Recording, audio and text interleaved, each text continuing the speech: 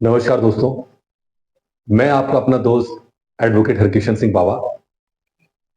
और दोस्तों, हम जो मानव अधिकार संरक्षण अधिनियम 1993 की जो हमने सीरीज प्रारंभ की हुई है, उसी के संबंध में दोस्तों आज हम बताने वाले हैं अध्याय 8 के बारे में। दोस्तों, अध्याय 8 में प्रकीर्णन के संबंध में बताया गया है, जिसमें धारा 36 कहती है दोस्तों, आयोग की अधिकारिता के अधीन न आने वाला विषय।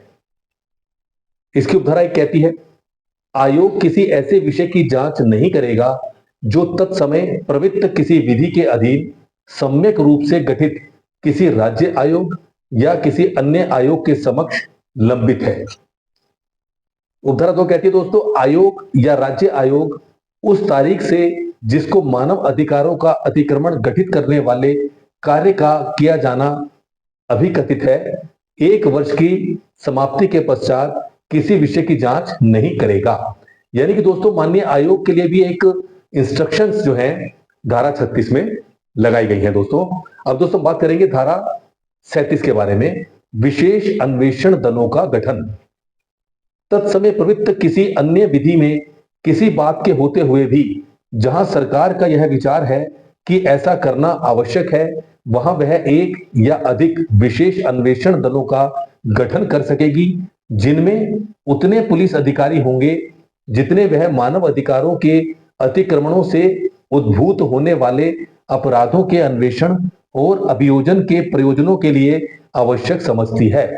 यानी कि दोस्तों, इसमें सरकार द्वारा पुलिस की भूमिका को भी एक महत्वपूर्ण ढंग से लिया गया है, क्योंकि जब भी कहीं पर मानवाधिकार का वायलेशन होगा तो उसमें पुलिस की सहायता ले सकता है माननीय आयोग, सरकार ले सकती है सहायता। तो उसमें किस प्रकार से अन्वेषण करना है और कितने पुलिस अधिकारियों की आवश्यकता पड़ेगी, तो इसका पूरा जो खाका है वो इनके द्वारा तैयार किया जाता है। और दोस्तों, अब हम बात करेंगे धारा 38 की, सद्भाव पूर्वक की गई कार्रवाई के लिए संरक्षण। तो दोस्तों देखिए, ये धारा 38 बहुत ही महत्वपूर्ण है, इसको आप ध्यान से सुनिएगा। इस अधिनियम या इसके अधीन बनाए गए किसी नियम या किसी आदेश के अनुसरण में सद्भाव पूर्वक की गई या की जाने के लिए आशयित किसी बात के बारे में अथवा किसी रिपोर्ट, कागज पत्र या कार्यवाही के केंद्रीय सरकार, राज्य सरकार, आयोग या राज्य आयोग के प्राधिकार द्वारा या उसके अधीन किसी प्रकाशन के बारे में कोई भी बात या अन्य विधिक कार्यवाही केंद्रीय सरकार, राज्य सरकार, आयोग, राज्य आयोग या उसके किसी सदस्य अथवा केंद्रीय सरकार, राज्य सरकार, आयोग या राज्य आयोग के निर्देशाधीन कार्य करने वाले किसी व्यक्ति के विरुद्ध नहीं होगी। यानी कि दोस्तों देखिए, धारा 38 साफ साफ कहती है कि अगर मानवाधिकार के संबंध में कोई भी कार्रवाई चल रही है तो उसके अधिकारियों पर माननीय आयोग या राज्य सरकार या जो सरकारें हैं उन पर सद्भाव पूर्वक कार्य करने की वजह से कोई कार्रवाई नहीं की जाएगी। तो यह भी एक बहुत ही महत्वपूर्ण ढंग से धारा 38 में बताया गया है। जी हाँ दोस्तों, अब हम बात करेंगे धारा 39 की, सदस्यों और अधिकारियों का लोक सेवक होना। आयोग या राज्य आयोग का प्रत्येक सदस्य और इस अधिनियम के अधीन कृत्यों का प्रयोग करने के लिए आयोग या राज्य आयोग द्वारा नियुक्त या प्राधिकृत प्रत्येक अधिकारी भारतीय दंड संहिता यानी 1860 का 45 की धारा 21 के अर्थ में लोक सेवक समझा जाएगा। अब दोस्तों बात करेंगे धारा 40 की, नियम बनाने की केंद्रीय सरकार की शक्ति। अब देखिए दोस्तों, धारा 40 में केंद्रीय सरकार की नियम बनाने की जो शक्ति है उसके संबंध में बताया गया है। इसकी उपधारा एक कहती है, केंद्रीय सरकार इस अधिनियम के उपबंधों को कार्यान्वित करने के लिए नियम अधिसूचना द्वारा बना सकेगी। उपधारा 2 कहती है, विशिष्टता और पूर्वगामी शक्ति की व्यापकता पर प्रतिकूल प्रभाव डाले बिना ऐसे नियमों में निम्नलिखित सभी या किन्हीं विषयों के लिए उपबंध किया जा सकेगा।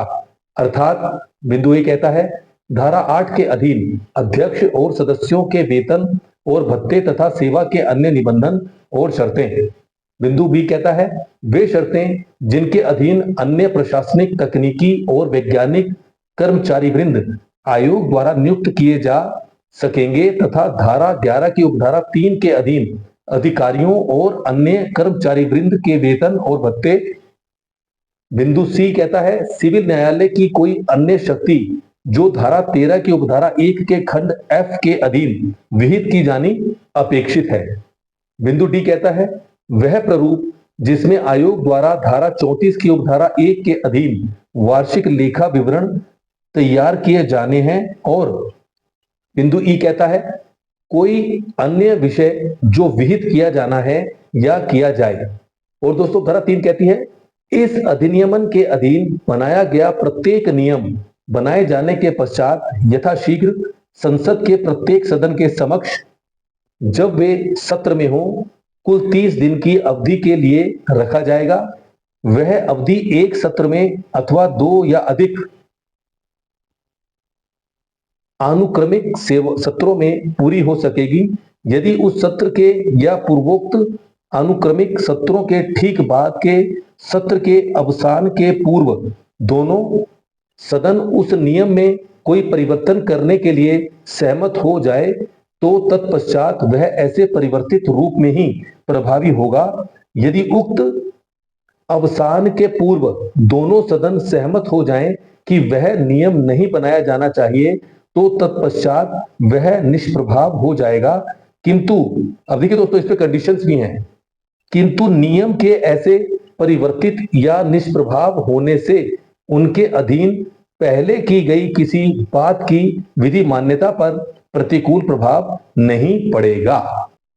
दोस्तों अब हम बात करेंगे धारा 40A की जो कहती है भूतलक्षी रूप से नियम बनाने की शक्ति। धारा 40 की उपधारा 2 के खंड बी के अधीन नियम बनाने की शक्ति के अंतर्गत ऐसे नियमों या उनमें से किसी नियम को भूतलक्षी रूप से किसी ऐसी तारीख से बनाने की शक्ति होगी जो उस तारीख से पूर्वतर न हो जिसको इस अधिनियम को राष्ट्रपति की अनुमति प्राप्त होती है। किंतु किसी ऐसे नियम को ऐसा कोई भूतलक्षी प्रभाव नहीं दिया जाएगा जिससे कि किसी ऐसे व्यक्ति के जिसको ऐसा नियम लागू हो सकता हो हितों पर प्रतिकूल प्रभाव पड़े। अब दोस्तों धारा 40B कहती है आयोग की विनियम बनाने की शक्ति। उपधारा 1 कहती है इस अधिनियम और इसके उसके अधीन बनाए गए नियमों के उपबंधों के अधीन रहते हुए आयोग केंद्रीय सरकार के पूर्वानुमोदन से इस अधिनियम के उपबंधों को कार्यान्वित करने के लिए विनियम बना सकेगा। उत्तर 2 कहती है दोस्तों विशिष्टता और पूर्वगामी शक्ति की व्यापकता पर प्रतिकूल प्रभाव डाले बिना ऐसे विनियमों में निम्नलिखित सभी या किन्हीं विषयों के लिए उपबंध किया जा सकेगा। अर्थात बिंदु ए कहता है धारा 10 की उपधारा 2 के अधीन आयोग द्वारा अनुसरित की जाने वाली प्रक्रिया। बिंदु बी कहता है राज्य आयोगों द्वारा प्रस्तुत की जाने वाली विवरणियां और आंकड़े। बिंदु सी कहता है कोई अन्य विषय जो विनियमों द्वारा विनिर्दिष्ट किया जाना है या किया जाए। और दोस्तों धारा 3 कहती है इस अधिनियम के अधीन आयोग द्वारा बनाया गया प्रत्येक विनियम बनाए जाने के पश्चात यथाशीघ्र संसद के प्रत्येक सदन के समक्ष जब वह सत्र में हो कुल 30 दिन की अवधि के लिए रखा जाएगा।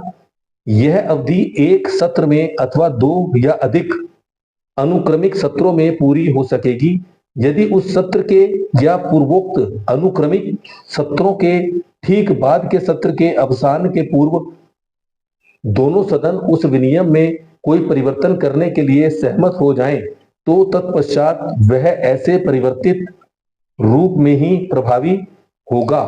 यदि उक्त अवसान के पूर्व दोनों सदन सहमत हो जाएं कि वह विनियम नहीं बनाया जाना चाहिए तो तत्पश्चात वह निष्प्रभाव हो जाएगा।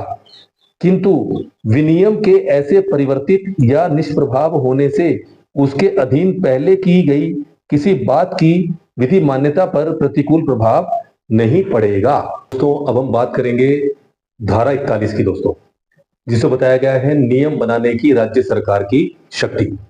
तो दोस्तों धारा 1 कहती है राज्य सरकार इस अधिनियम के उपबंधों को कार्यान्वित करने के लिए नियम अधिसूचना द्वारा बना सकेगी।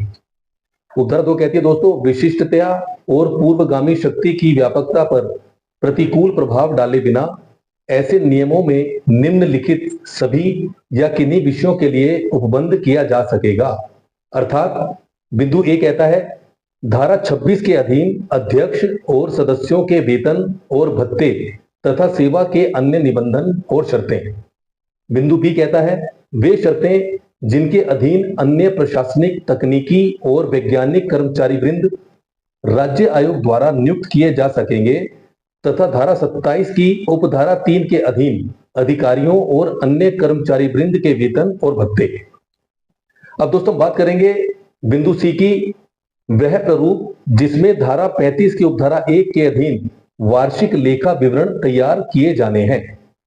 अब उपधारा 3 है दोस्तों, इस धारा के अधीन राज्य सरकार द्वारा बनाया गया प्रत्येक नियम बनाए जाने के पश्चात यथाशीघ्र जहां राज्य विधानमंडल के 2 सदन हैं, वहां प्रत्येक सदन के समक्ष या जहां ऐसे विधानमंडल का 1 सदन है, वहां उस सदन के समक्ष रखा जाएगा। तो यानी कि दोस्तों एक बात इसके अंदर क्लियर है कि धारा 41 के अंतर्गत अगर हम बात करें उपधारा 3 की, तो उसमें विधानमंडल का जो सदन है, जहां राज्य विधानमंडल यानी कि राज्य के विधानमंडल के संबंध में जो इनकी भूमिका है वो बहुत ही महत्वपूर्ण है दोस्तों।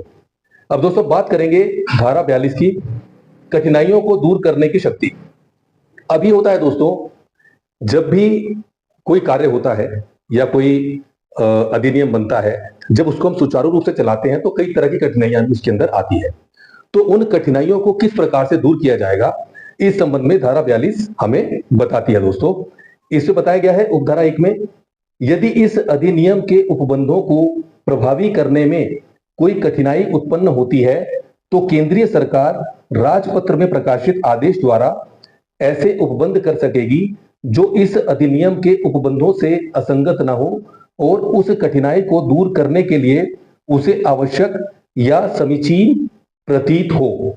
यानी कि दोस्तों इसमें मुख्य तौर पर बता दिया गया है कि जो केंद्रीय सरकार है उसको एक ऐसी शक्ति दी गई है कि अगर कोई कठिनाई आती है तो वो अपने जो राजपत्र है उसमें वो प्रकाशित करेगी कि इसमें क्या क्या बदलाव किए गए हैं और किस प्रकार से इस कठिनाई को हम दूर कर सकते हैं। परंतु ऐसा कोई आदेश इस अधिनियम के प्रारंभ की तारीख से 2 वर्ष की अवधि की समाप्ति के पश्चात नहीं किया जाएगा। उपधारा 2 कहती है दोस्तों, इस धारा के अधीन किया गया प्रत्येक आदेश किए जाने के पश्चात यथाशीघ्र संसद के प्रत्येक सदन के समक्ष रखा जाएगा। अब देखिए दोस्तों, बात चाहे किसी भी अधिनियम की हो तो संसद की एक बहुत ही महत्वपूर्ण भूमिका उसके अंदर रहती है। तो यदि इसके अंदर कोई भी बदलाव किया जाता है, कुछ भी होता है, तो उसमें संसद के समक्ष, उसके सदन के समक्ष उस बात को, उस अधिनियम में अगर कुछ भी बदलाव करना है, कुछ संशोधन करना है, तो उनके समक्ष, या जब आयोग अपनी कार्रवाइयां कर रहा है और आयोग में जो भी कार्रवाई हो रही है तो उसे सदन के समक्ष रखना अनिवार्य है। अब दोस्तों बात करेंगे धारा 43 की, और ये धारा दोस्तों मानव अधिकार संरक्षण अधिनियम 1993 की ये अंतिम धारा है दोस्तों 43, जिसमें बताया गया है निरसन और व्यावृत्ति। उपधारा 1 कहती है, मानव अधिकार संरक्षण अध्यादेश 1993 यानी 1993 का अध्यादेश संख्यांक 30 इसके द्वारा निरसित किया जाता है। उपधारा 2 कहती है, ऐसे निरसन के होते हुए भी उक्त अध्यादेश के अधीन की गई कोई बात या कार्रवाई इस अधिनियम के तत्संबंधी उपबंधों के अधीन की गई समझी जाएगी।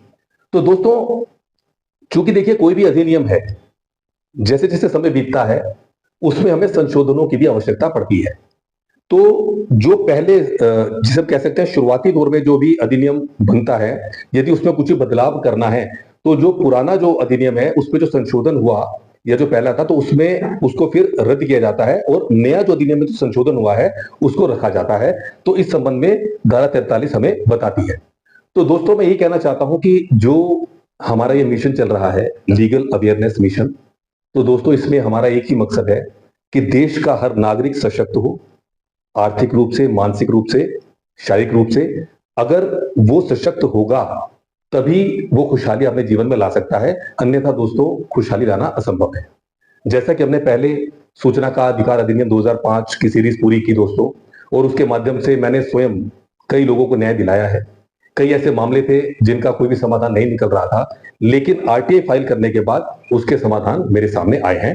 उसी प्रकार मानवाधिकार के माध्यम से अनेक महिलाओं को, बच्चों को, वृद्धों को, मेरे पास उसका ऑन रिकॉर्ड सारे डॉक्यूमेंट्स भी हैं दोस्तों, उनको न्याय मिला है।